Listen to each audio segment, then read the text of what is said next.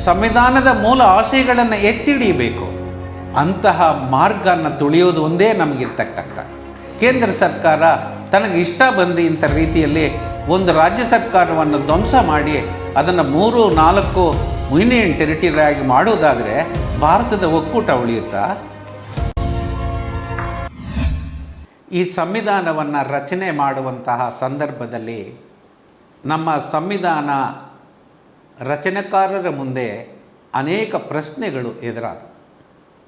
ಮೊದಲನೇ ಪ್ರಶ್ನೆ ಈ ಸಂದರ್ಭದಲ್ಲಿ ನಿಮ್ಮ ಗಮನಕ್ಕೆ ತರೋದು ಅಂತಂದರೆ, ದಿಲ್ಲಿನಲ್ಲಿ ಒಂದು ಸರ್ಕಾರ ರಚನೆ ಮಾಡಿ ಆ ಮುಖಾಂತರ ಇಡೀ ದೇಶದ ಎಲ್ಲ ಜಿಲ್ಲೆಗಳ ಆಡಳಿತನ ನಿಯಂತ್ರಣದಲ್ಲಿ ಇಟ್ಟು ಮುಂದುವರಿಸೋಣವೇ ಅನ್ನೋ ಪ್ರಶ್ನೆ ಎದುರಾದಾಗ ನಮ್ಮ ಹಿರಿಯರು ಸಂವಿಧಾನ ರಚನಾ ಸಭೆಯಲ್ಲಿ ಚರ್ಚಿಸಿ ತೀರ್ಮಾನ ಮಾಡಿದ್ದೇನು ಅಂತಂದರೆ, ದೆಹಲಿಯಲ್ಲಿ ಒಂದು ಕೇಂದ್ರ ಸರ್ಕಾರ ರಚನೆ ಮಾಡಿ ಇಡೀ ದೇಶನ ಆಡಳಿತ ನಡೆಸೋದು ಪ್ರಾಕ್ಟಿಕಲ್ಲು ಅಲ್ಲ, ಫೀಸಿಬಲ್ಲು ಅಲ್ಲ ಅಂಥೇಳಿ ಅಭಿಪ್ರಾಯಪಟ್ಟರು.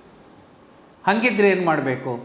ನಮಗೆ ಒಂದು ರಾಜ್ಯ ಸರ್ಕಾರವೂ ಬೇಕು, ಅದು ಭಾಷಾವಾರು ಪ್ರಾಂತ್ಯದ ಆಧಾರದ ಮೇಲೆ ರಾಜ್ಯ ಸರ್ಕಾರ ಬೇಕು, ಅದರ ಜೊತೆಯಲ್ಲಿ ಒಂದು ಕೇಂದ್ರ ಸರ್ಕಾರವೂ ಬೇಕು ಅಂಥೇಳಿ ಕೇಂದ್ರ ಸರ್ಕಾರ ಮತ್ತು ರಾಜ್ಯ ಸರ್ಕಾರಗಳ ಇರ್ತಕ್ಕಂಥ ಒಂದು ಒಕ್ಕೂಟದ ವ್ಯವಸ್ಥೆ, ಒಂದು ಫೆಡರಲ್ ಸೆಟಪ್ ಅಂತ ನಾವೇನು ಕರಿತೀವಿ, ಅದು ನಮ್ಮ ಸಂವಿಧಾನದಲ್ಲಿ ಸೇರ್ಪಡೆಯಾಗಿದೆ. ಇವತ್ತಿನ ವಿಷಯಕ್ಕೆ ಸಂಬಂಧಪಟ್ಟಂತೆ ಸಂವಿಧಾನದ ಅನುಚ್ಛೇದ 370 ನಾವು ವಿಶ್ಲೇಷಣೆ ಮಾಡಬೇಕಾಗಿದೆ. ಭಾಳ ಮುಖ್ಯವಾಗಿ 1947ರಲ್ಲಿ ಭಾರತಕ್ಕೆ ಸ್ವಾತಂತ್ರ್ಯ ಬಂದಾಗ ಈ ದೇಶದಲ್ಲಿ 500ಕ್ಕಿಂತ ಹೆಚ್ಚು ಸ್ವತಂತ್ರವಾದಂಥ ರಾಜ ಮಹಾರಾಜರುಗಳು ವಿವಿಧ ಪ್ರದೇಶಗಳನ್ನು ಆಡಳಿತ ನಡೆಸ್ತಾ ಇದ್ದರು. ಆ ಸಂದರ್ಭದಲ್ಲಿ ಅನೇಕ ರಾಜ ಮಹಾರಾಜರು ಭಾರತದ ಒಕ್ಕೂಟದ ವ್ಯವಸ್ಥೆಗೆ ನಾವು ಸೇರ್ತೀವಿ ಅಂತ ಒಪ್ಪಿಗೆಯನ್ನು ಸೂಚಿಸಿದರು. ಕೆಲವರ ಜೊತೆ ನಾವು ಮಾತುಕತೆ ಮಾಡಿ ಅವರನ್ನು ಒಪ್ಪಿಸಿ ಅವರನ್ನು ಭಾರತದ ಒಕ್ಕೂಟಕ್ಕೆ ಸೇರಿಸ್ಕೊಂಡ್ವಿ. ಕೆಲವರು ಒಪ್ಪದೇ ಇದ್ದಾಗ ಅವರ ವಿರುದ್ಧ ನಾವು ಹೋರಾಟ ಮಾಡಿ ಒಕ್ಕೂಟದ ವ್ಯವಸ್ಥೆಗೆ ಸೇರಿಸ್ಕೋಬೇಕಾಯ್ತು. ಅದೇ ರೀತಿ ಜಮ್ಮು ಕಾಶ್ಮೀರ ಕಣಿವೆ ಹರಿಸಿಂಗ್ ಅಂತಕ್ಕಂಥ ಒಬ್ಬ ರಾಜರ ಆಳ್ವಿಕೆಗೆ ಒಳಪಟ್ಟಿತ್ತು. ಅವ್ರ ಜೊತೆ ಮಾತುಕತೆ ಮಾಡಿ ಅವರಿಗೆ ಕೆಲವು ವಿಶೇಷ ಸ್ಥಾನಮಾನಗಳನ್ನು ನೀಡಿ ಜಮ್ಮು ಮತ್ತು ಕಾಶ್ಮೀರ ಪ್ರದೇಶವನ್ನು ಭಾರತ ಒಕ್ಕೂಟಕ್ಕೆ ನಾವು ಸೇರಿಸ್ಕೋಬೇಕಾಗಿತ್ತು. ಈ ಹಿನ್ನೆಲೆಯಲ್ಲಿ ಆ ವಿಶೇಷ ಸ್ಥಾನಮಾನಗಳನ್ನು ಜಮ್ಮು ಮತ್ತು ಕಾಶ್ಮೀರ ಪ್ರದೇಶಕ್ಕೆ ಕೊಟ್ಟಿದ್ದರ ಪರಿಣಾಮವಾಗಿ ಸಂವಿಧಾನದಲ್ಲಿ ಅನುಚ್ಛೇದ 370 ಸೇರ್ಪಡೆಯಾಯಿತು. 1950ರಿಂದ 2018ರವರೆಗೂ ಜಮ್ಮು ಮತ್ತು ಕಾಶ್ಮೀರ ಕಣಿವೆಯಲ್ಲಿ ಅಲ್ಲಿನ ಜನ ಚುನಾವಣೆಗಳ ಮುಖಾಂತರ ಪ್ರತಿನಿಧಿಗಳನ್ನು ಆಯ್ಕೆ ಮಾಡಿ ವಿಧಾನಸಭೆಯನ್ನು ರಚಿಸಿಕೊಂಡು ರಾಜ್ಯ ಸರ್ಕಾರ ಮುಂದುವರಿಯಿತು. ಜಮ್ಮು, ಕಾಶ್ಮೀರ ಮತ್ತು ಲಡಾಖ್ ಈ ಪ್ರದೇಶಗಳನ್ನು ಒಳಗೊಂಡಿರ್ತಕ್ಕಂಥ ಒಂದು ರಾಜ್ಯನೇ ಜಮ್ಮು ಮತ್ತು ಕಾಶ್ಮೀರ. 2018ನಲ್ಲಿ ಅಲ್ಲಿ ಚುನಾಯಿತ ಸರ್ಕಾರ ಆಡಳಿತದಲ್ಲಿತ್ತು. ಕೇಂದ್ರ ಸರ್ಕಾರ ಹಲವು ಕಾರಣಗಳನ್ನು ನೀಡಿ ಅಲ್ಲಿನ ರಾಜ್ಯ ಸರ್ಕಾರವನ್ನು ರದ್ದುಗೊಳಿಸಿ ಕೇಂದ್ರ ಆಡಳಿತವನ್ನು ಜಾರಿಗೆ ತಂದರು. 2019ರಲ್ಲಿ ರಾಜ್ಯಪಾಲರ ಒಂದು ಒಪ್ಪಿಗೆಯನ್ನು ಪಡೆದು ಲಡಾಖನ್ನು ಒಂದು ಯೂನಿಯನ್ ಟೆರಿಟರಿಯಾಗಿ, ಜಮ್ಮು ಮತ್ತು ಕಾಶ್ಮೀರನ ಮತ್ತೊಂದು ಯೂನಿಯನ್ ಟೆರಿಟರಿಯಾಗಿ ಘೋಷಣೆ ಮಾಡಿತು. ಸರ್ಕಾರದ ಈ ಕ್ರಮ ಸರಿಯಲ್ಲ ಅಂಥೇಳಿ ಸರ್ವೋಚ್ಚ ನ್ಯಾಯಾಲಯದಲ್ಲಿ ಇದನ್ನು ಪ್ರಶ್ನೆ ಮಾಡಿದರು. 3 ದಿವಸದ ಹಿಂದೆ ಭಾರತದ ಸರ್ವೋಚ್ಚ ನ್ಯಾಯಾಲಯ ತೀರ್ಪನ್ನು ನೀಡಿ ಕೇಂದ್ರ ಸರ್ಕಾರ ತೆಗೆದುಕೊಂಡಿರ್ತಕ್ಕಂಥ ಕ್ರಮ ಸರಿ ಇದೆ ಅಂತ ಹೇಳಿ ಆ ಕ್ರಮನ ಎತ್ತಿ ಹಿಡಿದಿದೆ.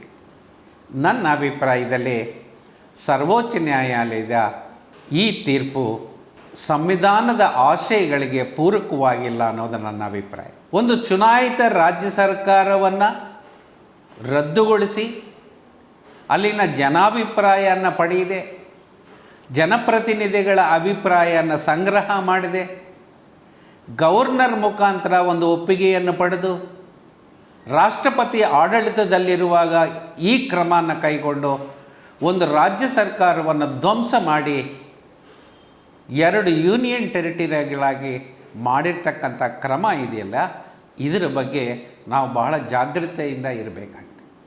ಕೇಂದ್ರ ಸರ್ಕಾರದ ಈ ಕ್ರಮ ಜಮ್ಮು ಮತ್ತು ಕಾಶ್ಮೀರ ಲಡಖ್ಗೆ ಸಂಬಂಧಪಟ್ಟಂಥ ಸಣ್ಣ ವಿಚಾರ ಮಾತ್ರ ಅಲ್ಲ. ಕೇಂದ್ರ ಸರ್ಕಾರದ ಈ ಕ್ರಮವನ್ನು ನಾವು ಸ್ಪಷ್ಟೀಕರಿಸೋದಾದರೆ, ನಾಳೆ ದಿವಸ ಕರ್ನಾಟಕವನ್ನು 2 ಯೂನಿಯನ್ ಟೆರಿಟರಿಯಾಗಿ ಯಾಕೆ ಮಾಡಬಾರ್ದು? ಇಲ್ಲಿನ ರಾಜ್ಯ ಸರ್ಕಾರವನ್ನು ವಜಾಗೊಳಿಸಿ ರಾಷ್ಟ್ರಪತಿ ಆಡಳಿತವನ್ನು ಜಾರಿಗೆ ತಂದು ಗವರ್ನರ್ ಮುಖಾಂತರ ಒಪ್ಪಿಗೆ ಪಡೆದು ಕರ್ನಾಟಕವನ್ನು 2 ಯೂನಿಯನ್ ಟೆರಿಟರಿಯಾಗಿ ಮಾಡಿ ಇಡೀ ರಾಜ್ಯ ಸರ್ಕಾರವನ್ನೇ ಧ್ವಂಸ ಮಾಡ್ಬೋದು ಕೇಂದ್ರ ಸರ್ಕಾರ. ಇದು ನಮ್ಮ ಸಂವಿಧಾನದ ಆಶಯ ಅಲ್ಲ. ಇಂಥ ಅಧಿಕಾರ ಕೇಂದ್ರ ಸರ್ಕಾರ ಸದ್ಬಳಕೆ ಮಾಡುತ್ತೆ ಅಂತ ಏನು ಗ್ಯಾರಂಟಿ? ಹಾಗಾಗಿ ಇಡೀ ಫೆಡರಲ್ ವ್ಯವಸ್ಥೆಗೆ ಧಕ್ಕೆ ಬರ್ಕತಕ್ಕಂಥ ಕೇಂದ್ರ ಸರ್ಕಾರದ ಈ ಕ್ರಮವನ್ನು ಸಮರ್ಥಿಸಿರೋದು, ಎತ್ತಿ ಹಿಡಿಯೋದು ಸರಿಯಾದಂಥದ್ದು ಅಲ್ಲ ಅನ್ನೋದು ನನ್ನ ಅಭಿಪ್ರಾಯ. ಹಾಗಾಗಿ ಭಾರತದ ಸರ್ವೋಚ್ಚ ನ್ಯಾಯಾಲಯ ಈ ತೀರ್ಪನ್ನು ರಿವ್ಯೂ ಮಾಡಬೇಕು. ಈ ಅಧಿಕಾರ ಸಮರ್ಪಕವಾಗಿ ಬಳಕೆ ಆಗುವಂಥ ರೀತಿಯಲ್ಲಿ ಕೆಲವು ಮಾನದಂಡಗಳನ್ನು ವಿಧಿಸ್ಕೋಬೇಕಾಗಿತ್ತು. ಯಾವುದೇ ರಾಜ್ಯವನ್ನು ಧ್ವಂಸ ಮಾಡಬೇಕಾದ್ರೆ ಆ ರಾಜ್ಯದ ಜನರ ಅಭಿಪ್ರಾಯಕ್ಕೆ ಕಿಮ್ಮತ್ತೇ ಇಲ್ವಾ? ಆ ಜನಪ್ರತಿನಿಧಿಗಳ ಅಭಿಪ್ರಾಯಕ್ಕೆ ಕಿಮ್ಮತ್ತೇ ಇಲ್ವಾ? ಅದನ್ನೆಲ್ಲವನ್ನು ಕಡೆಗಣಿಸಿ ಕೇಂದ್ರ ಸರ್ಕಾರ ತನಗೆ ಇಷ್ಟ ಬಂದಂಥ ರೀತಿಯಲ್ಲಿ ಒಂದು ರಾಜ್ಯ ಸರ್ಕಾರವನ್ನು ಧ್ವಂಸ ಮಾಡಿ ಅದನ್ನು 3-4 ಯೂನಿಯನ್ ಟೆರಿಟರಿಯಾಗಿ ಮಾಡುವುದಾದರೆ ಭಾರತದ ಒಕ್ಕೂಟ ಉಳಿಯುತ್ತಾ? ಇದು ಗಂಭೀರವಾದಂಥ ಪ್ರಶ್ನೆ. ಹಾಗಾಗಿ ಭಾರತದ ಸರ್ವೋಚ್ಚ ನ್ಯಾಯಾಲಯ ಈ ತೀರ್ಪನ್ನು ಪುನರ್ ಪರಿಶೀಲಿಸಬೇಕಾಗಿದೆ. ಈ ಅಂಶವನ್ನು ಗಣನೆಗೆ ತಗೋಬೇಕಾಗಿದೆ. ನಮ್ಮ ದೇಶದ ಒಕ್ಕೂಟ ವ್ಯವಸ್ಥೆಯನ್ನು ಭದ್ರಪಡಿಸಬೇಕಾಗಿದೆ.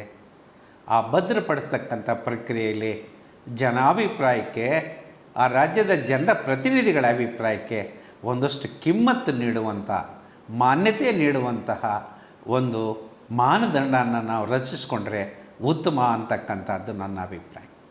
ಭಾರತದ ನ್ಯಾಯಾಂಗ ಅಂತಕ್ಕಂಥ ಒಂದು ಸ್ವತಂತ್ರನ ನಾವು ಕಾಪಾಡ್ಕೋಬೇಕಾಗಿದೆ. ಆದರೆ ಇತ್ತೀಚಿನ ಕೆಲವು ತೀರ್ಪುಗಳು, ಕೆಲವು ಬೆಳವಣಿಗೆಗಳು ಆಘಾತಕರವಾಗಿದೆ. ಶಾಸಕಾಂಗವೇ ಸರ್ವಶ್ರೇಷ್ಠ, ನ್ಯಾಯಾಂಗ ಅಲ್ಲ ಅಂತಕ್ಕಂಥ ಹೇಳಿಕೆಗಳು ನಮ್ಮ ಮುಂದೆ ಕೇಳಿ ಬರ್ತಾ ಇವೆ. ನ್ಯಾಯಾಂಗವೂ ಕೂಡ ತನ್ನ ತೀರ್ಪುಗಳ ಮುಖಾಂತರ ಜನರ ವಿಶ್ವಾಸವನ್ನು ಕಳ್ಕೊಳ್ತಾ ಇದೆ. ಸಂಪೂರ್ಣವಾಗಿ ಕಳ್ಕೊಳ್ತಾ ಇದ್ದರೂ ಕೂಡ ಒಂದು ರೀತಿಯ ಅಪನಂಬಿಕೆ ಮತ್ತು ಅವಿಶ್ವಾಸ ಜನರಲ್ಲಿ ಕಾಣ್ತಾ ಇರೋದನ್ನು ಇತ್ತೀಚಿನ ಕೆಲವು ತೀರ್ಪುಗಳಿಂದ ನಾವು ಗಮನಿಸ್ಬೋದಾಗಿದೆ. ಹಾಗಾಗಿ ನ್ಯಾಯಾಂಗದ ಸ್ವತಂತ್ರವನ್ನು ಕಾಪಾಡಿಕೊಳ್ಳುವುದು ಅಂತಂದರೆ ನ್ಯಾಯಾಂಗ ತನ್ನ ವಿಶ್ವಾಸ ಅರ್ಹತೆಯನ್ನು ಹೆಚ್ಚಿಸ್ಕೋಬೇಕು, ಜನರ ಸಮಸ್ಯೆಗಳಿಗೆ ಸ್ಪಂದಿಸಬೇಕು, ಸಂವಿಧಾನದ ಮೂಲ ಆಶಯಗಳನ್ನು ಎತ್ತಿ ಹಿಡಿಯಬೇಕು. ಅಂತಹ ಮಾರ್ಗವನ್ನು ತುಳಿಯೋದು ಒಂದೇ ನಮಗಿರ್ತಕ್ಕಂಥದ್ದು. ಅಂಥ ನ್ಯಾಯಮೂರ್ತಿಗಳು ಇಲ್ಲ ಅಂತ ನಾನು ಹೇಳ್ತಾ ಇಲ್ಲ, ಅಥವಾ ಅಂಥ ತೀರ್ಪುಗಳು ಬರ್ತಾ ಇಲ್ಲ ಅಂತ ನಾನು ಹೇಳ್ತಾ ಇಲ್ಲ. ಆದರೆ ಕೆಲವು ತೀರ್ಪುಗಳು, ಕೆಲವು ನ್ಯಾಯಮೂರ್ತಿಗಳು ಇವತ್ತು ನೀಡ್ತಾ ಇರ್ತಕ್ಕಂಥ ತೀರ್ಪುಗಳನ್ನು ಗಮನಿಸಿದಾಗ ಒಂದು ರೀತಿಯ ಗುಮಾನಿ ಬರುತ್ತೆ. ಜನರಲ್ಲಿ ಅಪನಂಬಿಕೆ ಪ್ರಾರಂಭ ಆಗಿದೆ. ಈ ಬೆಳವಣಿಗೆಯನ್ನು ನಾವು ತಡಿಬೇಕಾಗಿದೆ, ಜನರ ವಿಶ್ವಾಸವನ್ನು ಗಳಿಸಬೇಕಾಗಿದೆ. ಆ ಮುಖಾಂತರ ನ್ಯಾಯಾಂಗದ ಸ್ವಾತಂತ್ರ್ಯವನ್ನು ಕಾಪಾಡ್ಕೋಬೇಕಾಗಿದೆ. ಮತ್ತಷ್ಟು ವಿಶೇಷ ವಿಡಿಯೋಗಳನ್ನು ನೋಡಲು ಮತ್ತು ಹೊಸ ವಿಡಿಯೋಗಳ ಬಗ್ಗೆ ತಿಳಿಯಲು ಈ ದಿನ .com ಯೂಟ್ಯೂಬ್ ಚಾನೆಲ್ ಸಬ್ಸ್ಕ್ರೈಬ್ ಮಾಡಿ ಮತ್ತು ಬೆಲ್ ಐಕಾನ್ ಕ್ಲಿಕ್ ಮಾಡಿ.